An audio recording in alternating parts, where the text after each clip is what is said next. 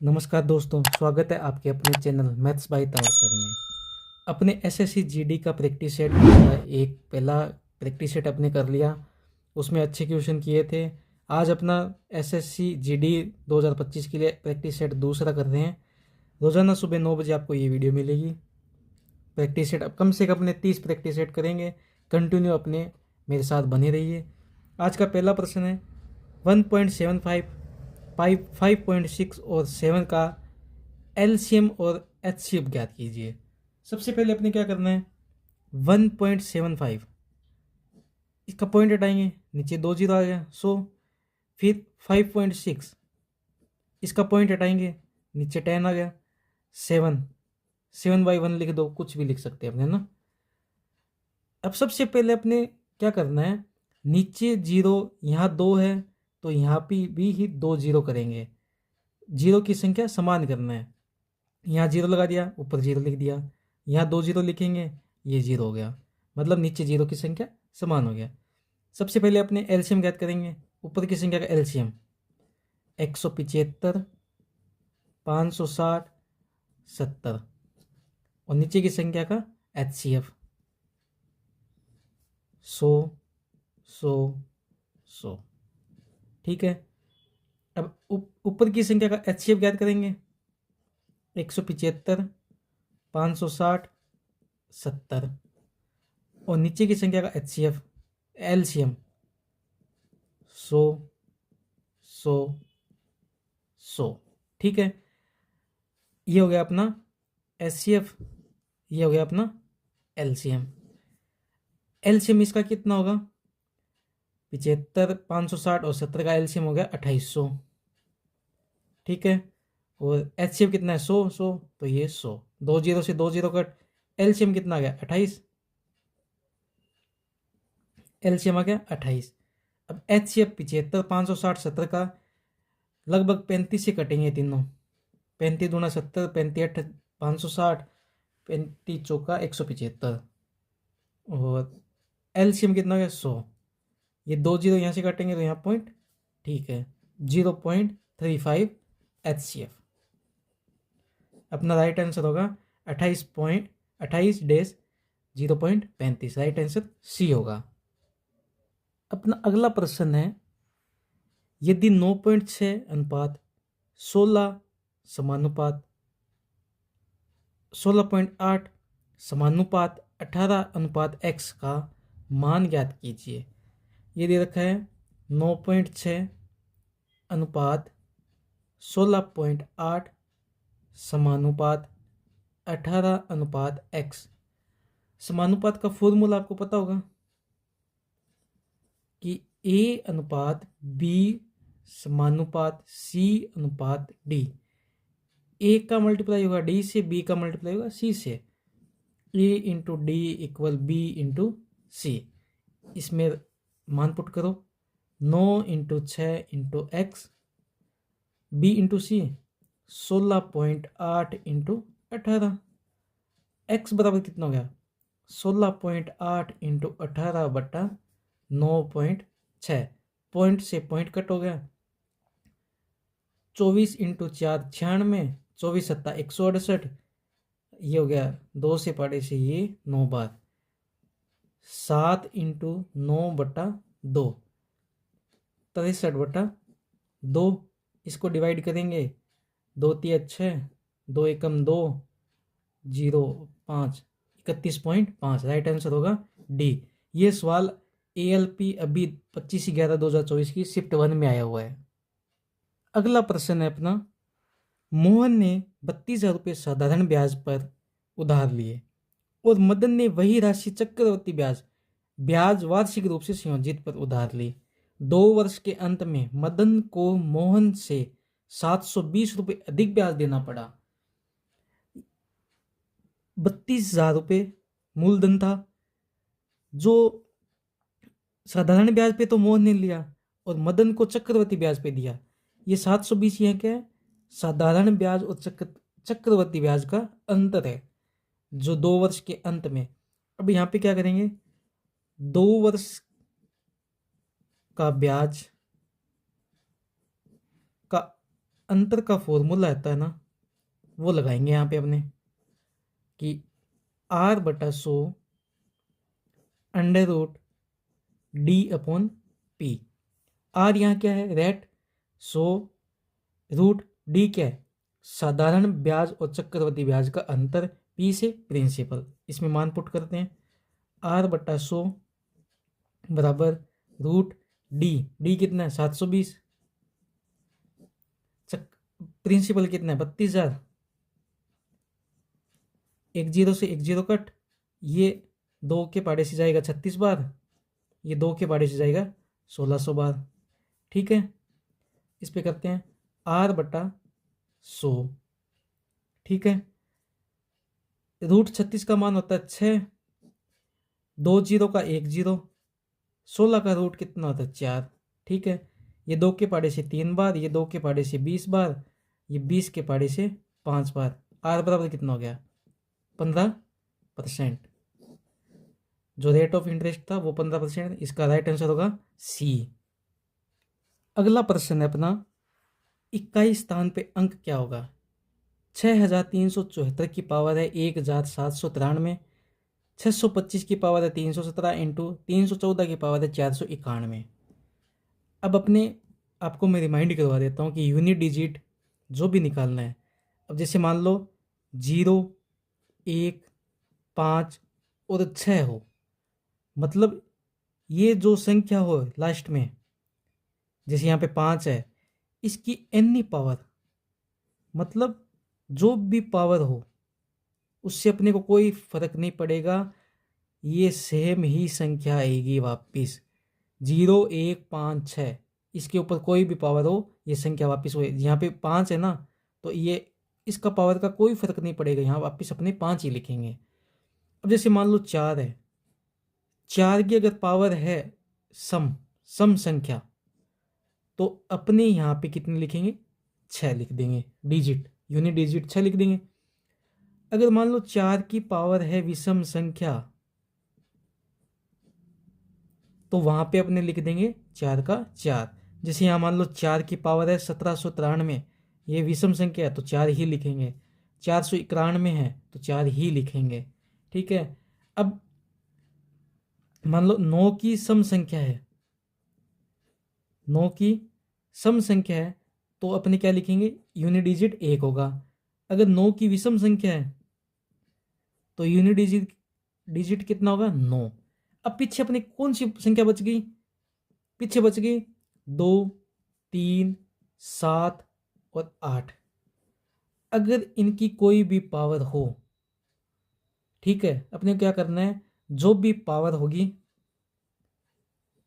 उसमें 4 का भाग देंगे और रिमाइंडर, जो भी रिमाइंडर की लास्ट संख्या होगी वो ही अपना ये संख्या होगी। ठीक है, अब जैसे यहाँ पे पूछ लिया अपने को 6394 है, 1793, यहाँ विषम संख्या है, विषम संख्या के लिए 4 लिखेंगे इंटू 625 317 0 1 3 1 5 6, इन्नी पावर संख्या सेम ही होगी 5 लिख दिया। यहाँ 4 की पावर विषम संख्या तो 4 लिख दिया। 5 चौका 20, 20 चौका 80, 80 यूनिट डिजिट कितना है 0, अपना राइट आंसर होगा ए। ये चीज़ आपको याद होनी ही चाहिए, थोड़ा सा याद कर लेना और नोट्स में लिख लेना ना। अगला प्रश्न है, एक व्यक्ति धारा के अनुकूल 27 किलोमीटर और धारा के प्रतिकूल 18 किलोमीटर तक नाव चलाता है, जिसमें प्रत्येक बार उसे 1 घंटा लगता है। धारा की चाल क्या है। अपने क्या पूछा है, धारा की चाल पूछा है। B + W बराबर कितना होगा 27 किलोमीटर, जो धारा के अनुकूल चल रहा है। दूरी कितनी 27, टाइम कितना है 1 घंटा, तो ये हो गई 27 किलोमीटर प्रति घंटा की चाल हो गई। धारा के प्रतिकूल तक नाव चलाते हैं, B - W बराबर 18 किलोमीटर दूरी, समय कितना 1 घंटा लगता है, तो इसकी चाल क्या होगी 18 किलोमीटर प्रति घंटा। ये कह रहा है कि धारा की चाल बताओ, क्या बताना है W बताना है, तो W माइनस कर देंगे अपने 27 - 18 बटे 2। ठीक है, ये हो गया 9/2। धारा की चाल कितनी होगी?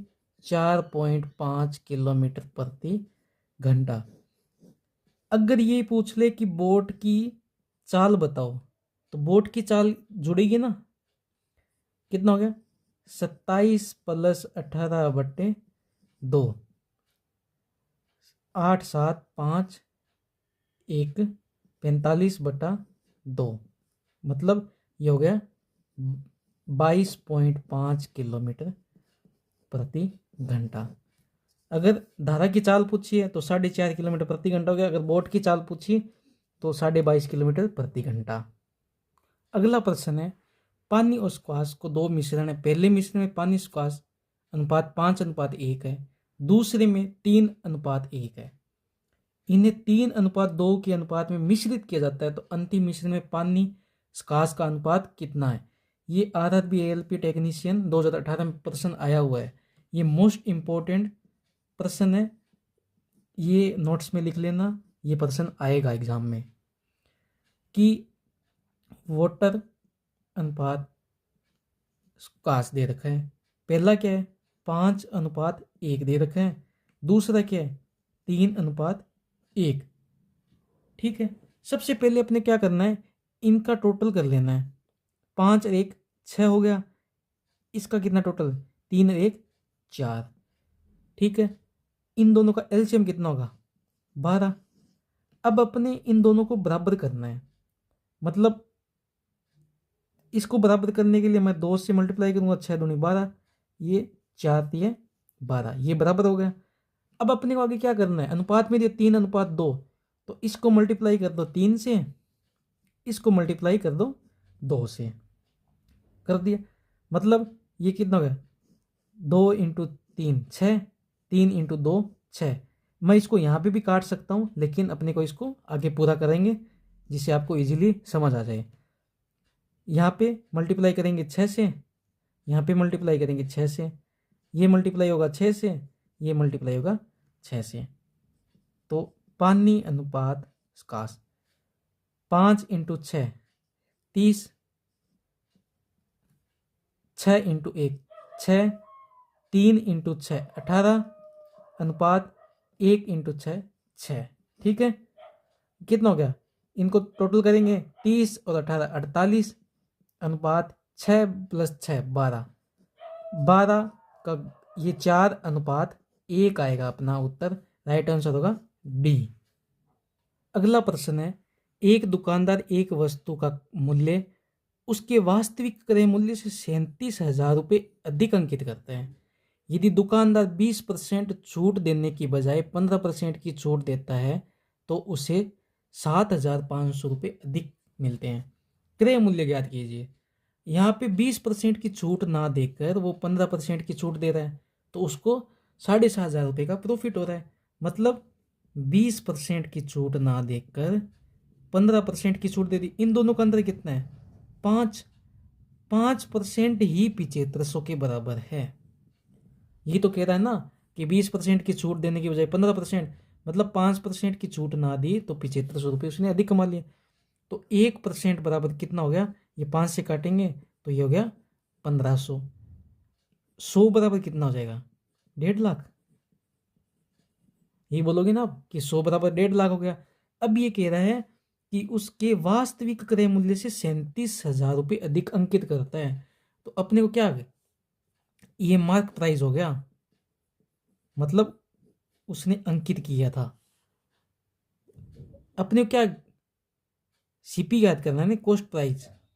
सीपी ज्ञात करना है, मतलब इस 1.5 लाख में से 37,000 माइनस करना है, जो 37,000 रुपये अधिक वास्तविक मूल्य से अधिक अंकित कर दिए थे। तो आप ये बोलोगे कि क्रय मूल्य उसका कितना है? 1,13,000। उसका अंकित मूल्य जो क्रय मूल्य है वो 1,13,000। राइट आंसर होगा ए। अगला प्रश्न है, ए अकेले एक काम को 6 दिनों में, बी अकेले उसी काम को 8 दिनों में कर सकता है। ए और बी ने इस काम को 32 रुपये में पूरा करने का सोचा। सी की सहायता से इन्होंने इस काम को सी 3 दिनों में पूरा कर सकता है।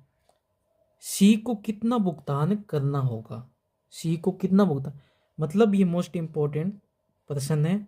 SSC GD time and work के क्वेश्चन जो पैसे डिस्ट्रीब्यूट करने होते हैं उनका बहुत बार पूछता है।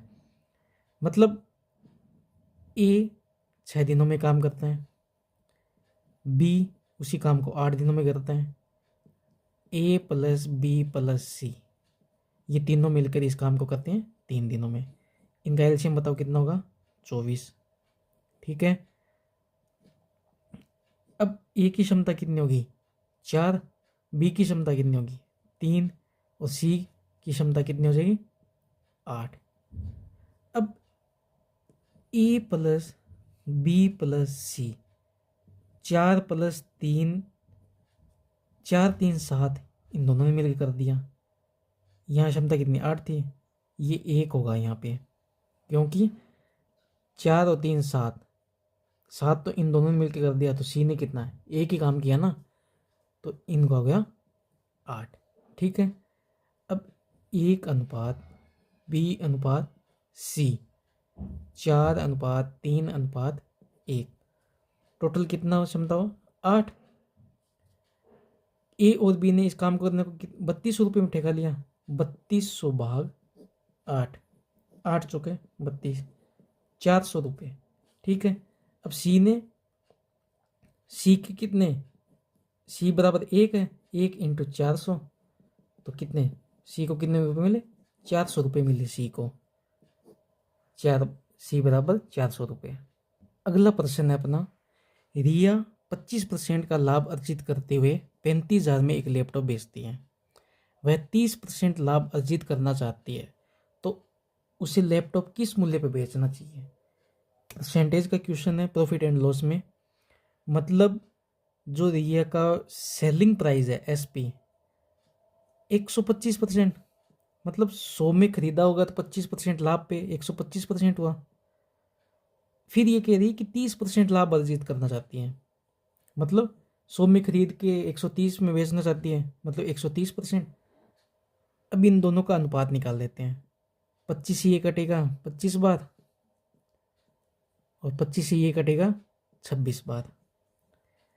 ये कह रहा है कि 25% लाभ अर्जित करते हुए 35,000 रुपये कमाती है, तो ये 35,000 है ना, इस 25 के बराबर है, तो इसको अपने डिवाइड करेंगे तो 25 एकम 25, 25 चौका 100, 1400, एक बराबर कितना हो गया 1400।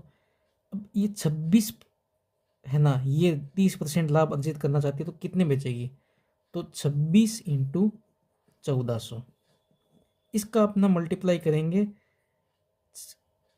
2 जीरो की 2 जीरो,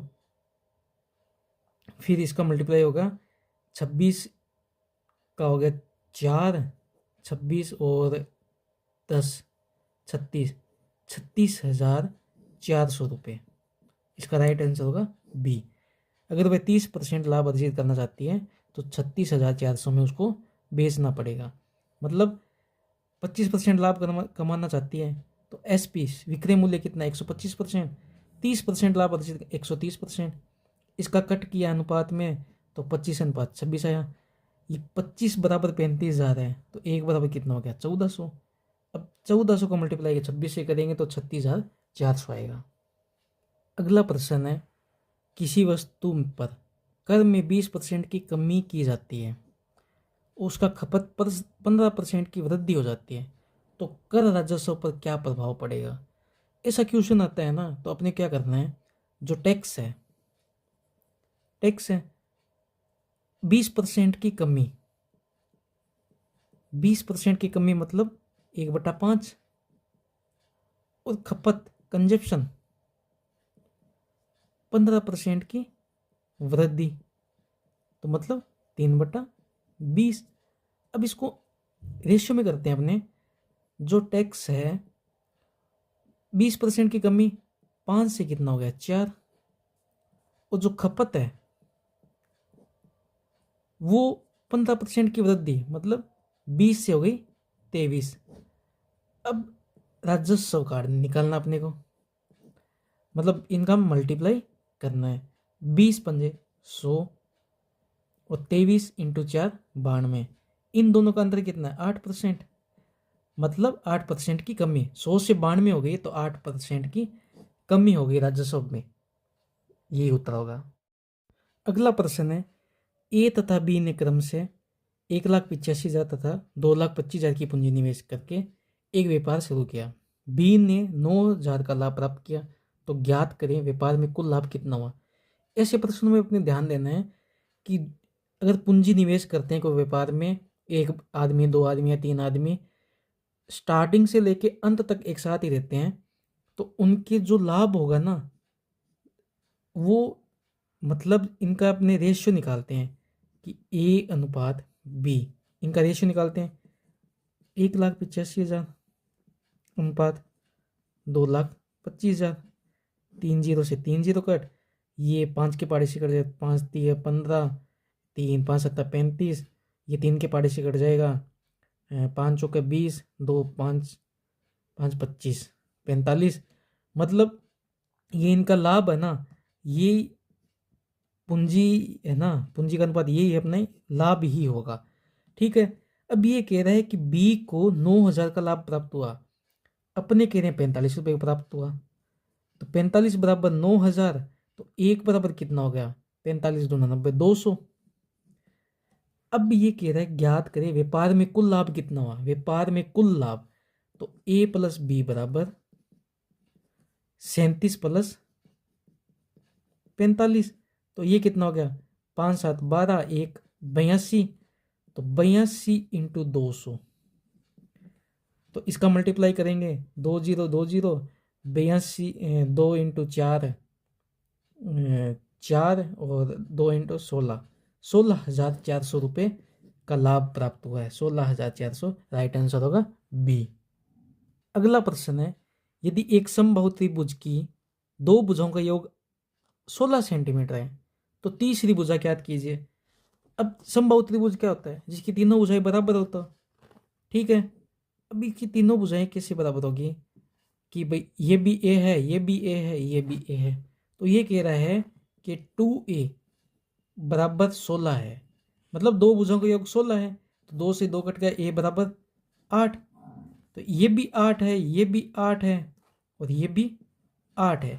मतलब इसकी तीसरी भुजा पूछिए, तो तीसरी भुजा कितनी? 8 सेंटीमीटर।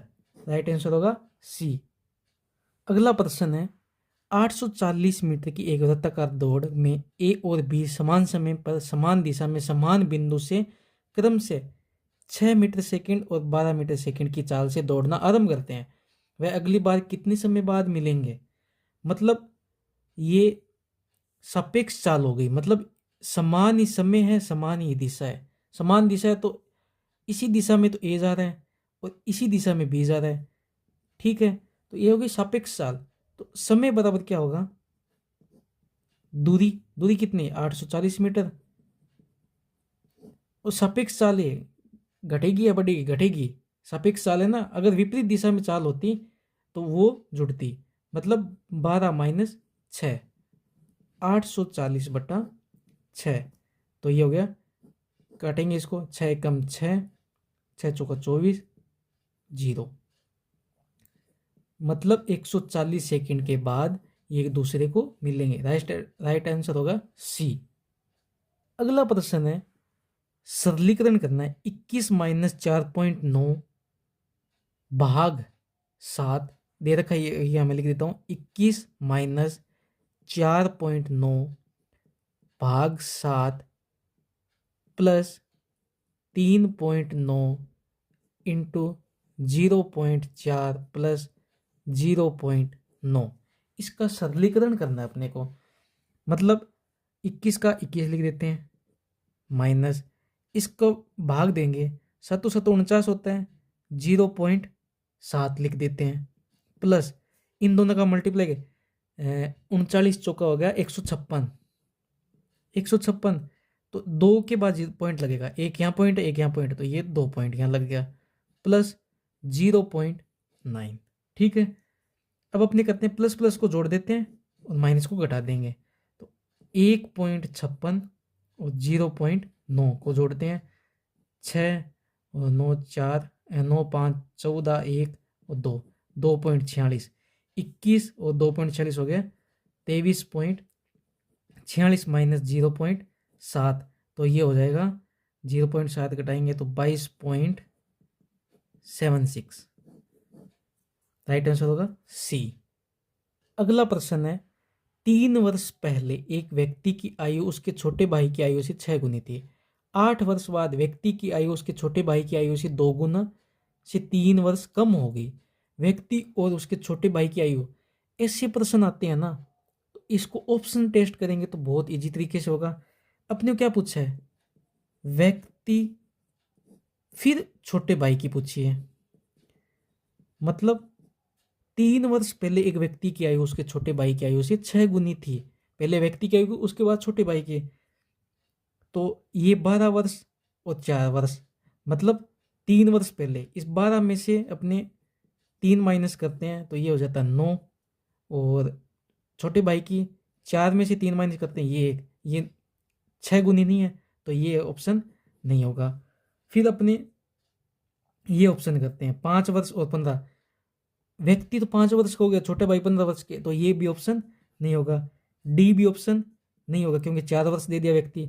फिर यहाँ पे होगा छोटा व्यक्ति, व्यक्ति 15 वर्ष का है 3 वर्ष पहले, तो 3 घटाएंगे तो ये हो गया 12, और छोटा भाई 5 वर्ष का अभी वर्तमान में, तो 3 वर्ष पहले घटाएंगे तो ये 2, 2 का 6 गुना 12, राइट आंसर होगा सी।